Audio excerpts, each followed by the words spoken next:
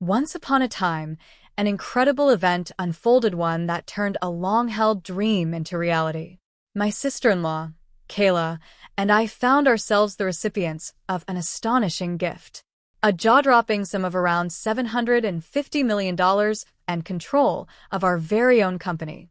The excitement and disbelief we felt were beyond description.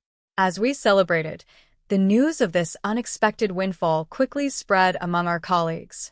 Kayla, bursting with excitement, became the center of attention with her infectious enthusiasm. Rumors began swirling around the office, with whispers attributing our sudden fortune to the generosity of our father. In her pride, Kayla made it clear that she preferred to keep things subtle, confidently stating, "I don't make a big fuss." However, the situation became even more interesting when my husband was also granted ownership of the company along with an additional $7 million. This revelation brought both surprise and amusement. One of the workers couldn't help but laugh, leaving my older brother and his confused wife completely speechless. Meanwhile, my brother was deeply engrossed in reading a legal document, looking pale and uneasy. His wife's reaction to the contents of the paper was quite dramatic. She let out a scream. "I'm Isabella, a 34-year-old who has been deeply involved in my father's business for as long as I can remember. Growing up, I watched my father build this company from the ground up, understanding all the hardships that came with it, especially during its early years when it was still small. Even though my parents had hoped I would go to college and carve out my own career path, my heart was always set on helping out in the family business. After graduating from high school, I decided to join the company, much to my parents' initial disappointment. However, I knew it was the right choice for me. Thomas, a seasoned and experienced employee who had been with my father for years, took me under his wing. He didn't treat me like the boss's daughter, but as an equal. He taught me valuable lessons about the business and helped me gain the skills I needed to contribute meaningfully. His mentorship was priceless, and I am forever grateful for the knowledge he passed down to me. My older brother, Paul, who is 3 years older than me, took a different path. He went to college, studying business management with the clear intention of taking over the company one day.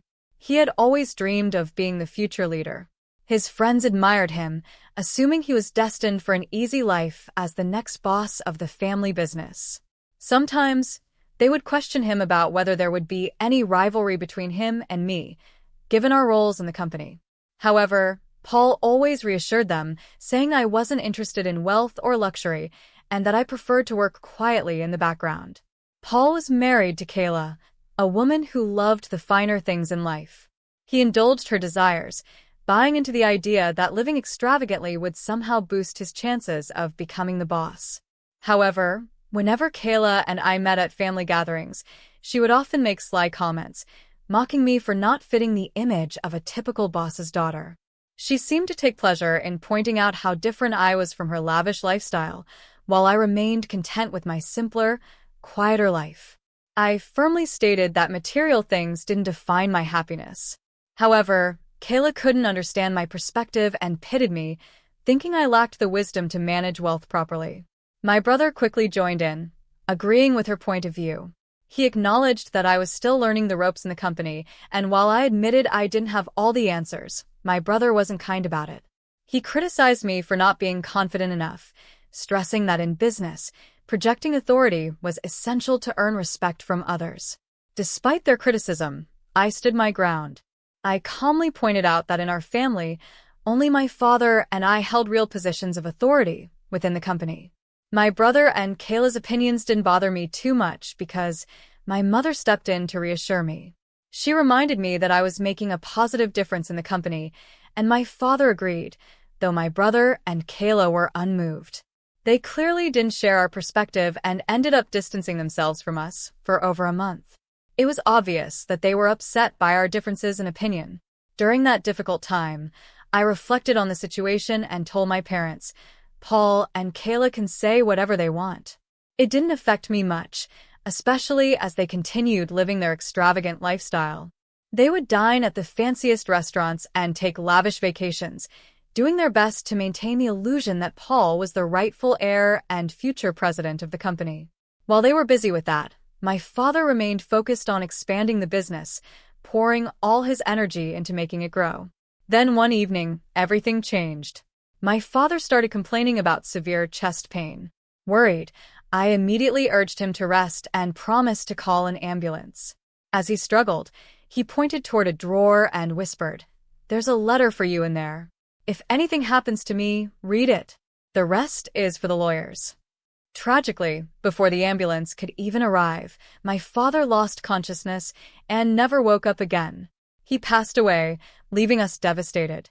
At the time of his passing, my brother and Kayla were on yet another vacation. They didn't rush home immediately. They returned a couple of days later as though their delay didn't matter. At the funeral, my brother casually said, "We're relieved we made it back in time. Who would have thought Dad would pass away while we were on vacation?" His lack of concern stunned me. It was as if he didn't realize that my mother and I had been left to handle everything by ourselves while he and Kayla enjoyed their trip. Later, when I had a moment alone with him, I asked quietly, "Did you have a chance to come home earlier?" Without any hint of remorse, he replied, "I couldn't. Our flight was already booked."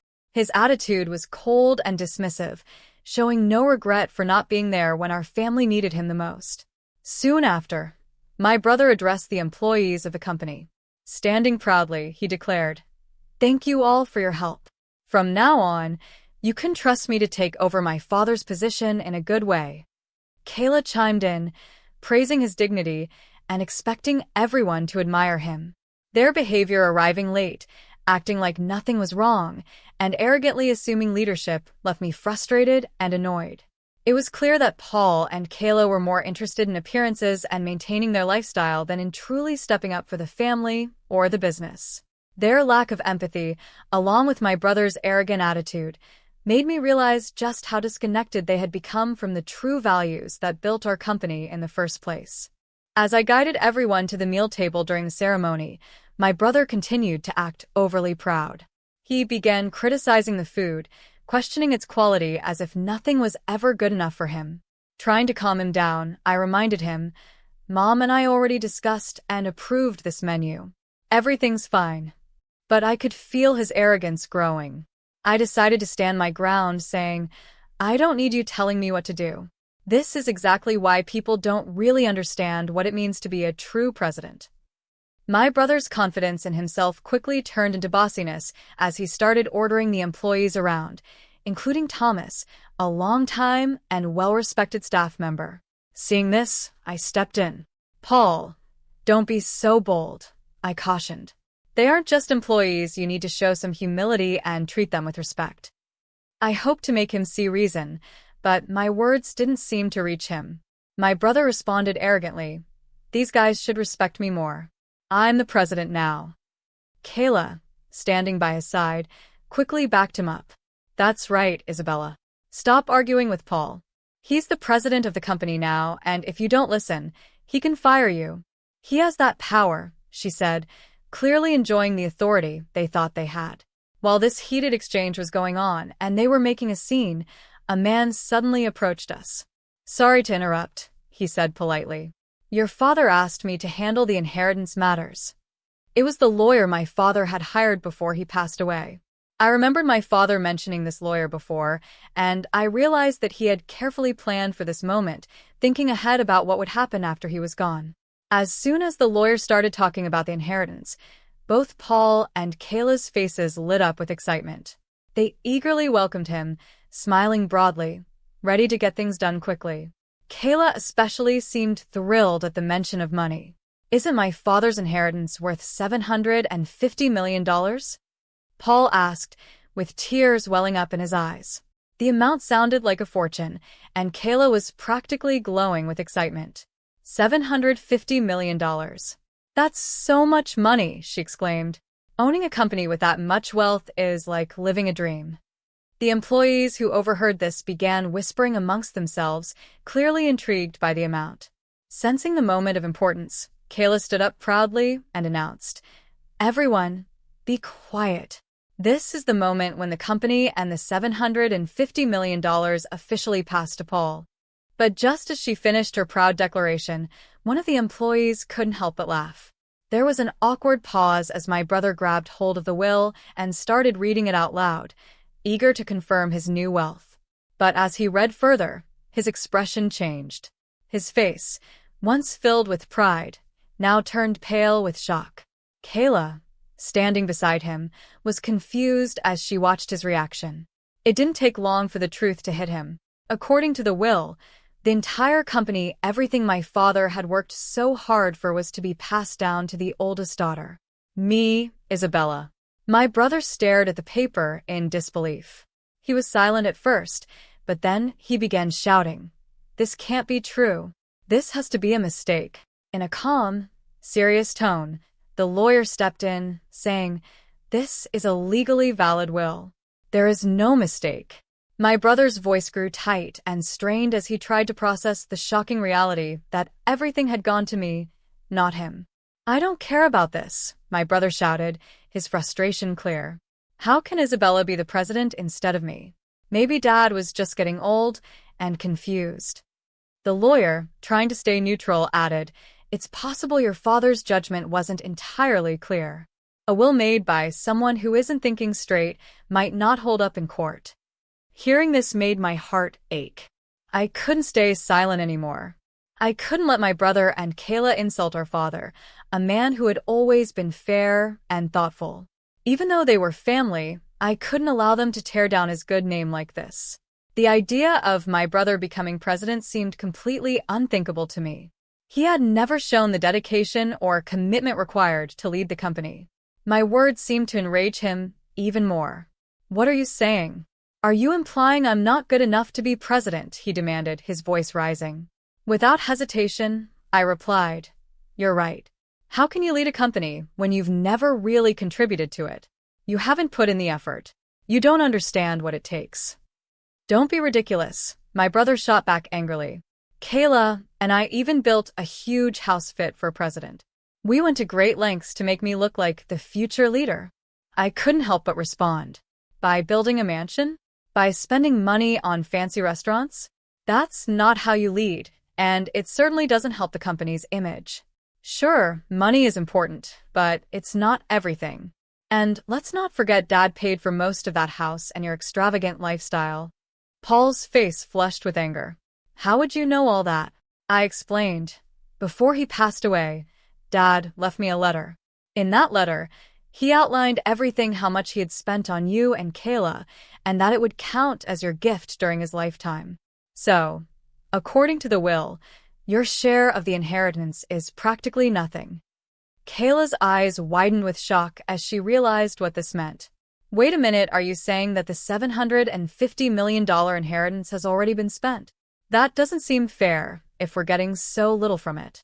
One of the employees, the same one who had laughed earlier, decided to step in at this moment. "Excuse me," he said to Kayla, "but the $750 million you're talking about isn't personal money. It came from the company's funds, and I think all of us employees are well aware of that." Kayla looked even more confused. "So, can money from the company be inherited?" she asked, sounding a bit panicked. I looked at her directly and answered, "No, it can't. Company money is meant to keep the business running, not for family members to inherit. Your share of the inheritance is minimal because most of the money you've been enjoying came from the company's accounts, not personal wealth." Kayla's face fell as the realization sank in. "That's really disappointing," she said quietly, clearly upset by the revelation. I was just as shocked by the inheritance as everyone else.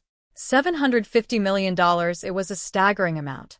As the reality of it sank in, my brother suddenly stood up, as if a new thought had struck him, and he shouted at the employees, "Do you really want someone as plain as Isabella to be your president? I'm the one who's more qualified. I have the same kind of charisma that our father had." But to his surprise, none of the employees agreed with him. Thomas, a longtime staff member who had known my father for years, stepped forward and calmly responded to my brother. "Your father was indeed a charismatic man who built this company from the ground up, but you and he are not the same. What you're showing isn't charisma, it's arrogance." My brother's face flushed with anger as Thomas's words hit him hard. "How can you say that? I'm just as much a part of this company as Isabella, Paul protested. But Thomas, remaining composed, pointed out, Paul, you might be part of the company, but we rarely ever see you actually working here. You don't spend time understanding how things work. Frustrated, my brother shot back, that's because I don't have time for the regular work. I'm busy networking and making connections with important people. I don't have time for tasks that anyone can do. Thomas shook his head and continued, networking isn't everything. Isabella works diligently every day, handling her responsibilities and making sure she understands the business inside and out. She does it all quietly behind the scenes, just like your father used to. I see the same dedication and sincerity in Isabella that I saw in your father. That's why I believe she is the right person for the job. His words struck a chord with everyone present. The employees began nodding in agreement, clearly touched by Thomas's honest assessment. Feeling supported and moved by their trust in me, I spoke up. Thank you all so much. Honestly, I'm just as surprised as anyone by this sudden news.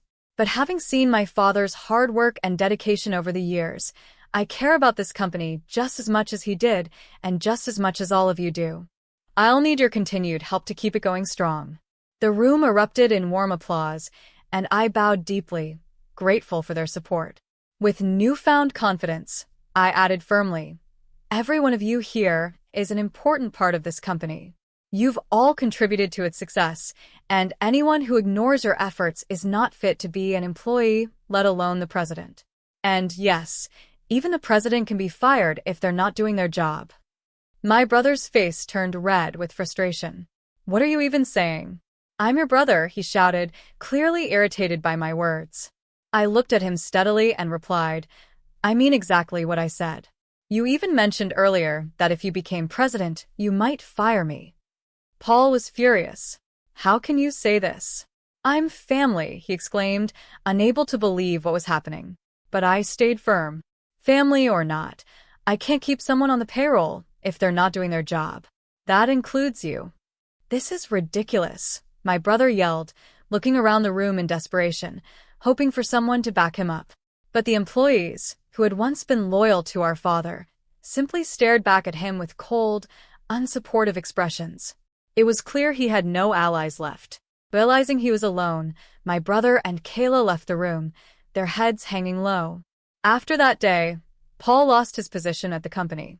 He had to rely on the small inheritance he received, but it wasn't long before the money ran out. Soon, he came to me, asking for a loan to help him get by. Disappointed by his lack of effort and unwillingness to change even after losing his job, I knew that continuing to support him wasn't the answer. Paul had never taken the opportunity to prove himself, and now, despite everything, he still refused to take responsibility for his own actions. I firmly told my mother that we shouldn't give Paul any more money. His situation was worsening, and his friends, who once supported him when they thought he'd become president, abandoned him as soon as they found out he had lost the position to me, his sister. Kayla, who had once proudly thought of herself as the wife of the future company president, suddenly found herself in a difficult situation too. In an effort to stay afloat, Paul and Kayla made the tough decision to sell their large mansion.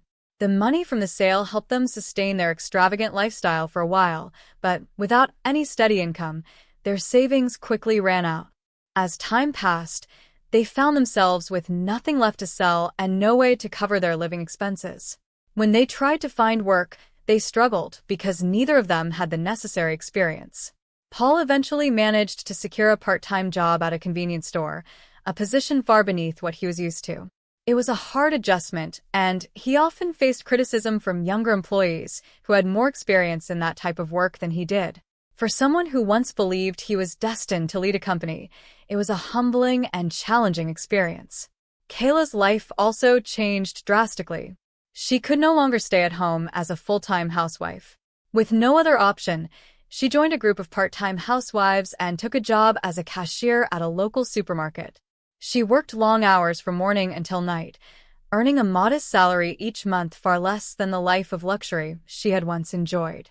Meanwhile, I focused on the lessons I had learned while working quietly behind the scenes at the company.